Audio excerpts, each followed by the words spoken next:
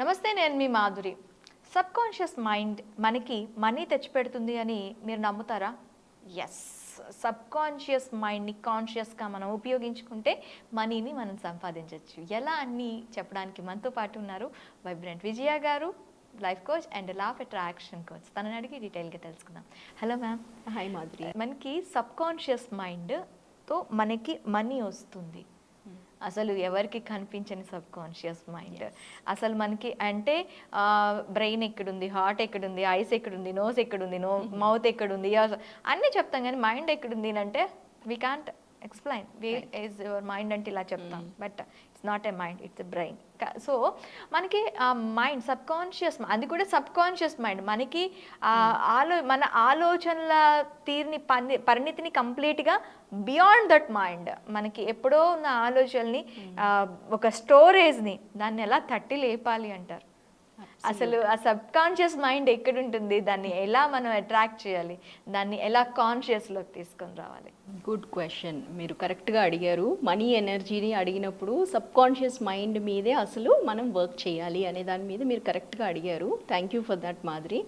అయితే subconscious mind అనేది ఎప్పుడు డెవలప్ అవుతుంది అంటే we have only 2 types of super consciousness also is there. అయితే మనము 2 కాన్సెప్ట్స్లోకి వెళ్దాము, subconscious and conscious mind. Subconscious మైండ్తోనే మన జీవితం 95% నడుస్తుంది ఆటోమేటిక్గా. అంటే మన బిహేవియర్ ఓన్లీ 5%తో కాన్షియస్ మైండ్తో నడుస్తుంది.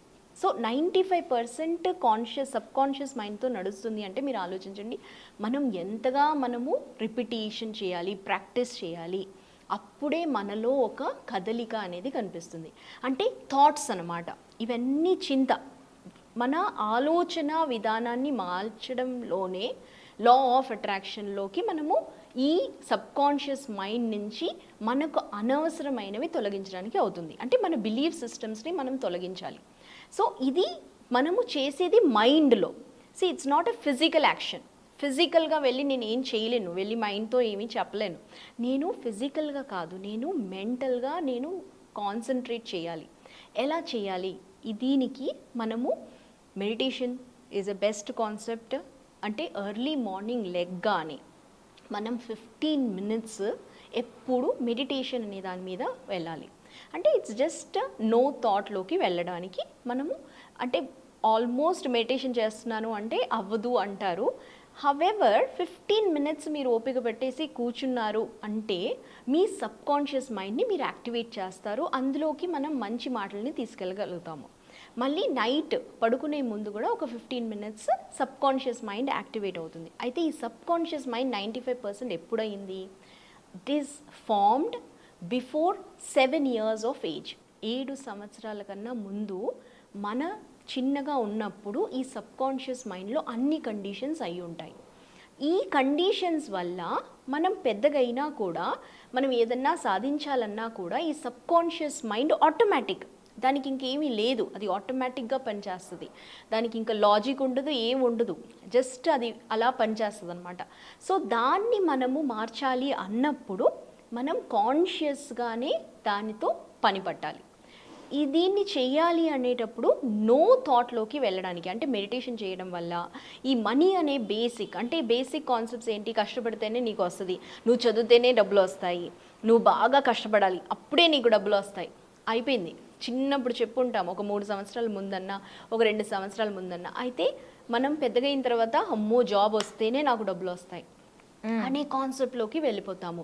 అంటే ఓకే జాబ్ వచ్చేసింది, ఇల్లు కట్టేశాను, ఇల్లు వచ్చేసింది, కార్ లోన్ వచ్చేసింది, హోమ్ లోన్ వచ్చేసింది, ఓకే లైఫ్ సెటిల్ అంటారు. కానీ ఈ లోన్ కట్టాలి, హోమ్ లోన్ కట్టాలి, ఇలా ఒక కండిషన్లోకి మళ్ళీ వెళ్ళిపోతాం.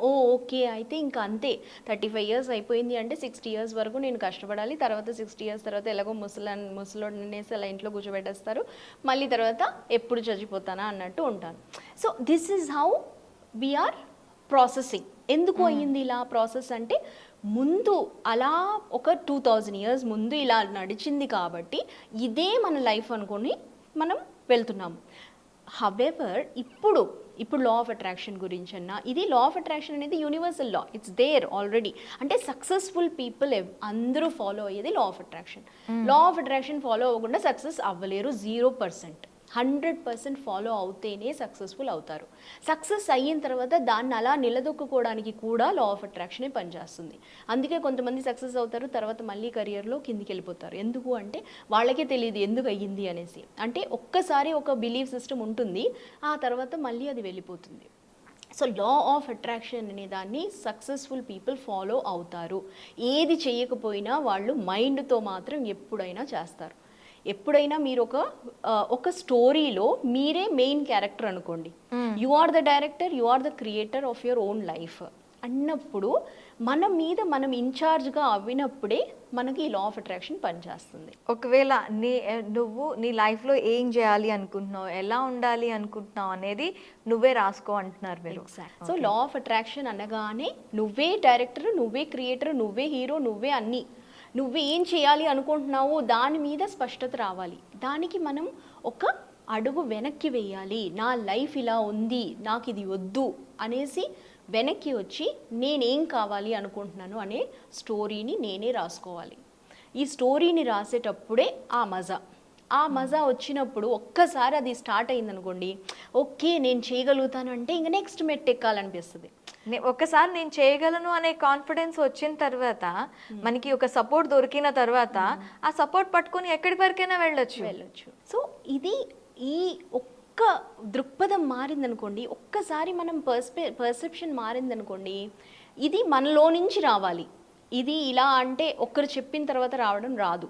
It has to come from inside. మనలో ఉంటుంది ఒక జీల్ అనేది ఉంటుంది. అది ఉంది, నేర్చుకోవాలి, ఇది ఏదో కొత్తగా ఉంది అంటే ఇది నేర్చుకుంటే జీవితాంతం ఇది యూజ్ అవుతుంది అనే దాని మీదకి వెళ్ళగలుగుతారు. ఇది ఇలా ఏమంటారు A+B² అలాంటి ఒక అబ్సల్యూట్ లా.